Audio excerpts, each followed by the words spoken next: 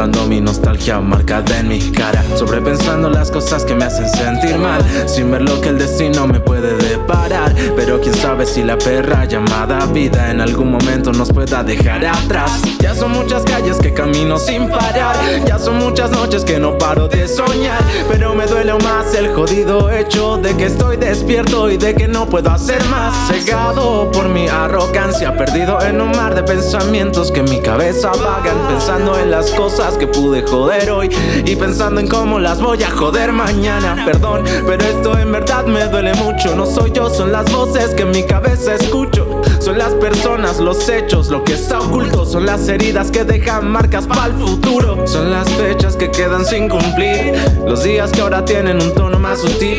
Son las mañanas sin poder despertar, o son todas esas noches sin poder dormir.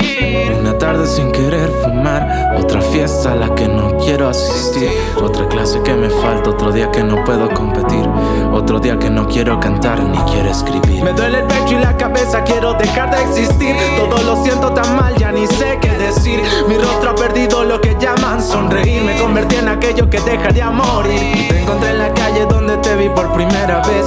Me prometí quererme más de lo que te sé querer. Tú me enseñaste a compartir y mi vida entera a ti te la di.